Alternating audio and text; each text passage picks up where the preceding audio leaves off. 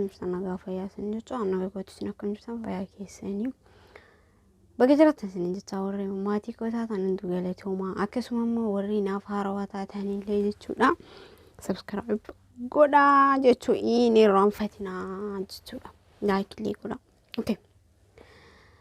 Walumaa galatti kan irraanfatinaa warri share dandeetta share godhaadha. Har'a viidiyoo haroo qabadde wanti feef maali inni waan ajaa'ibaa waan namoonni kennan irraa of hin hedduutu jira.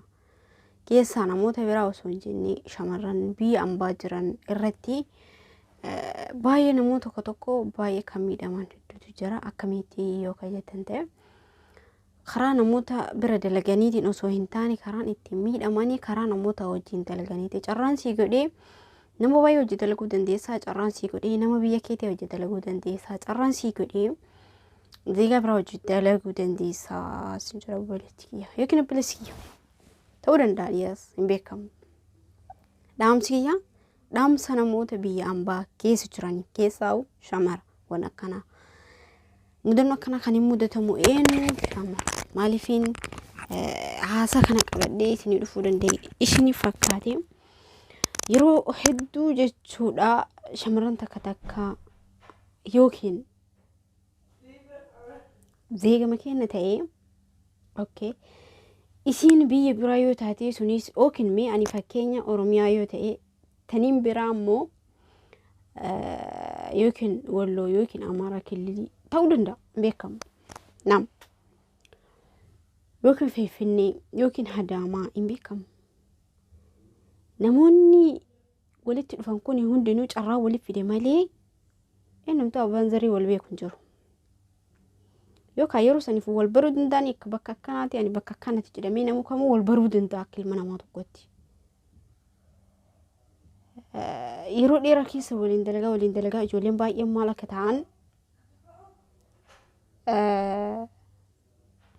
waliin dalagaa maallaqa waliif ergan. Fakkeenya nama hiriyaa takka yoo qabaadhe yookaan anumatu hiriyaa ta'e sanirraa maallaqa fudhata yookaan 6,000, 5,000, 3,000, 4,000 kuma takkas mantaan. Waan kana wanni kaaseef mucayyoo takkaatu TikTok irratti hin bootti. Mucayyoon suni Oromiyaadhaan natti fakkaate tuni taabootu tun Oromiyaadhaan afaan Oromoo dubbatti. Jalaa fudhattee deemte zeega biraati. Zeega biraa wajjin hin jedhu yani Itoophiyaa mataatee karaa naannoo biraati. Birrii kana jalaa fudhattee maal gooti birrii baay'ee birrii 6,000 akka biyyaan jiraadhu kanatti. Biyya maraat kana keessatti birrii 6,000 jechuun akka isin jettetti birrii 6,000 sii kenna jettee akkasitti jalaa fudhattee maal gooti birrii san ergisiifattee geessitee bira baddi laalame. Dalagaas dhiiftee deemti isis miites deemti. Warri isin bira jirtu suni taraddaamaniif abadan. Garuu immoo namni kenna baay'inni wal miidha. Garuu ijoolleen kenna waan kanarraa of eeggannoo godhadha waan biraa osoo hin taane. Ati nama wajjin dalaguu dandeessa. Ati nama wal jaalachuu dandeessa. Ati nama wajjin dalaguu sirriitti jaalachuu dandeessa. Garuu bakka kanatti of eeggannoo godhachuun baay'ee barbaachisaadha. Baay'ee irra hedduu barbaachisaa. Namoonni ijoollee shamarree akkanatti miidhaman baay'eedha tokko lamaayyuu miti sijjaamir jechuudha. Kanaafuu naam dhiifama naa godhaa ijoollee na dhufe jechuudha. Ijoollee baay'eedha ijoollee waan akkanatti miidhaman. Nama gowwoomsu illee faayidaa hin qabdu. Atis nama saba kiyya taate yookiin nama afaan kiyya beeku nama gowwoomsuun yeroo saniif si fayyada malee yeroo dheeraaf si hin fayyadu. Namni sun garuu yookaan tacammaari yookaan dabalata argatuu danda'a Rabbiin godheefi jechuudha. Himimmaan isaa sun lafan badu. Fuuraan isaa sun lafan badu. Namni sun naan argu jedhee namni Rabbi filla sodaadhiise namni gisee ammaa maaliif akka ta'e garuu anillee hin beeku. Rabbiin waa laaffisu jiru tanaa la'annu namni Rabbii sodaadhiise jira jechuudha. Namni haqa namaa fudhatee deemu akkuma waan Rabbiin sodaadhiiseeti. Nama san jalaa bahe malee Rabbiin jalaan baate haqa namaa yoo fuute nama jalaa baata malee Rabbi jalaan baatu waan ta'eef jecha. Ijoolleen akkatti shawwadaman baay'eetu jira. Ijoolleen afaan kiyya dhageetta. Warri asirratti of eeggannoo godhadhaa nama wajjin walitti dhageettan. Baskalas taanuma dubbiin gabaabdaan of eeggannoo godhadhaa. namni warra dhibba lama dhibba sadii yoo rakkate walii kennuu danda'a rakkoon qabu ani kenna isin qofaa miti waan gabaabdu ani kenna garuu hanga maatti nama wajjis hin dalanyanii kanaafuu feeggannu godhadha walumaa galattu shamarran kenna nama biraati fiimti dhaamsi kun dhaamsi irra hedduu shamarran kaniin itti miidhamaa jiru waan akkana irratti shamarran kenna waan akkana kanarratti sirriitti amaanaa kee waan dalaydu kee kusuri jedhi jiraadhu namni biratti rakkatu jechuun dhibba lama dhibba sadii harka qabaatti kenna ati waan qabdu guutuu zifzeef gootee waan namatti kee ati hoo maal taata dargachuun dandeessu ati biyya kee ergatee itti fayyadamuu dandeessu yookaas namni biraa harkatti qabachuu danda'a rakkoon qabu namni iqdii yookiin yaada baay'ee qaba hasaaba baay'ee qaba namni kamuu yaan isaa garaagarummaa guddaa qaba garuu of eeggannoo godhachuun sirraayis barbaachisaa namaafis warri kana mudatan baasaa dabarsaa gorsaa nama akka waan kanarratti of eeggannoo sirriitti godhatan namni kenna rabbi sodaa dhiisee dhugaa dubbanni rabbi sodaa dhiisee ilma namaa yoo sodaatan malee ilma namaa sodaatan malee rabbi sodaatan namoonni hunda jechaan jiran ifamna godha namni dhugumaa namni haqa namaa akkatti of eeggannoo godhatee haqa namaa nyaatu kun dhugatti rabbi sodaa nama dhiisudha laa'innu sunis akkuma isiin daleedesaniitti dalagaa turteet akkas godhaa turte coosan baay'ee garaan nyaattee birrii 6,000 fudhattee galaabaddee jettee waa baay'ee isii darragdee namni tokko nama bira kabadu ta'e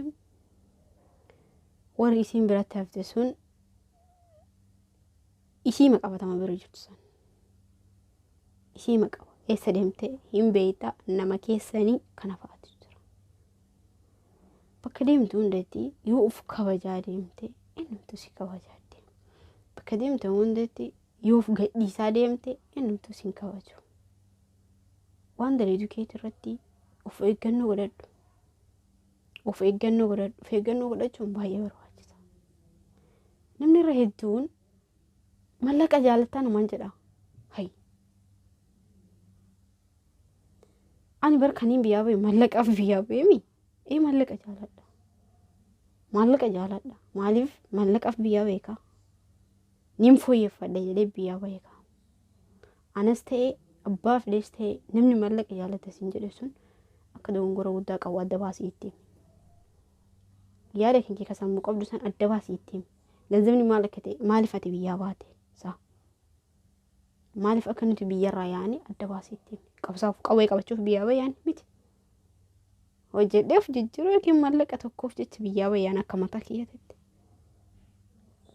ani biyyaa bayee yookiin immoo Dubaay keessa taa'ee qawwee tokkosee Itoophiyaaf qabsaa jedhee biyyaan baane dalagachuuf biyyaa bayee wanti illee duratti of eeggannoo godhachuun irra barbaachisaa kanaafuu nama hojii dalee dura illee of eegi namni gizee ammas hojii nyaatee si nyaata adeelam nama baadaa nama badee walitti dhufte dhiistii nama baadaa badee walitti dhufte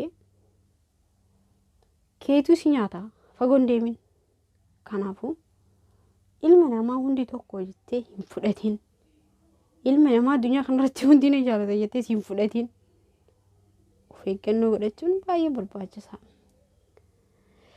kanaafuu sagalee isinirra dheeressee jira kun gorsa kiyyaa ammaaf garuu gorsa tana irraa fudhadhaa waliif dabarsaa wal ofirraa waan akkana kana ofirraa eeguun baay'ee barbaachisaa waan ta'eef shamarra keenya isin jaaladha isiniin kabaja keessaa nama dalagatu keessaa nama kaayoo qabu miidhuuf tattaafata ilmi namaa kun maaliif akka ta'e hin beeku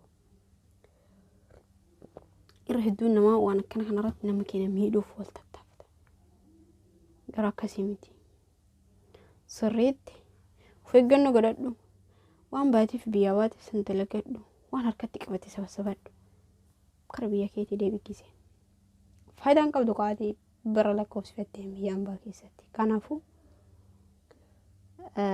isin jaaladha isiniin kabaja dhiifama naa godhaa sagalee isinirra dheerissee jira subscribe godhaa like godhaa share godhaa yaanni kee yoo isinitti tole koomentii jalatti naaf barreessaa maraafuu viidiyoo guutus walii dhaggeeffannee baay'ee gaarii yaada nama saniis walirraa fudhannaa waan ta'eef jecha kanaafuu isin jaaladha isiniin kabaja hundi keessanuu love you too isiniin jecha turtii gaarii.